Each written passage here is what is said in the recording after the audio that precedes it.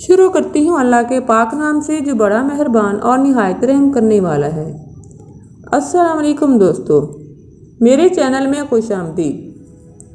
Video शुरू करने से पहले मेरी आपसे गुजारिश है कि मेरे चैनल को सब्सक्राइब करें और बेल आइकन को प्रेस करें ताकि मेरी डेली न्यू वीडियो सबसे पहले आपको मिल सके।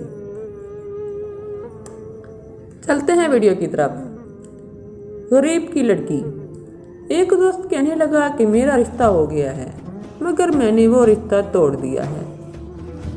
मैंने पूछा कि क्यों तोड़ा रिश्ता? कहने लगा कि मेरे अब्बू रमज़ान में बीमार हुए थे तो मेरे ससुराल वाले इयादत के लिए आए थे, मगर कुछ लाए नहीं, ना फल ना ही कोई रुपया पैसा देकर गए। मेरे बाप ने कहा आज ये लोग ऐसे हैं तो कल क्या करेंगे। मतलब ना ईदी ना शब बरात दिन गए, इसलिए मैंने रिश्ता ही तोड़ दिया।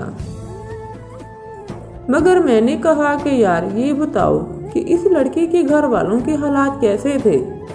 कहने लगा कि बहुत गरीब लोग हैं, काम काज करते हैं तो 2 टाइम की रोटी मुश्किल खाते हैं। मैंने कहा कि मेरे भाई, जब आप इनकी गुर्बत के बारे में सब जानते हैं तो क्या आप ये जानते हैं जिससे रिश्ता तोड़ा है उन माँ बाप पर क्या गुजरी होगी, उस बेचारी लड़की पे क्या गुजरी होगी कि मुझे गुर्बत की वजह से छोड़ दिया गया।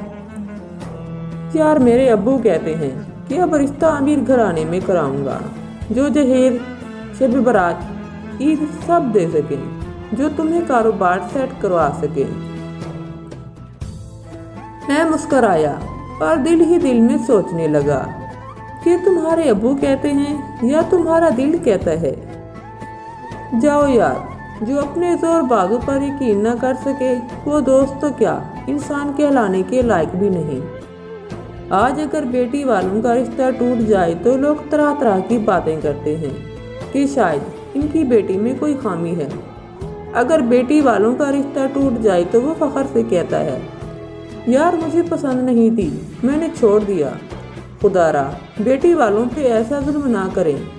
मेरी पोस्ट करने का मकसद ये है कि जो लड़के अभी जवान हैं वो कभी भी किसी लड़की को इसकी गुर्बत पे ना छोड़ें, ना उसकी जज्बात से खेलें।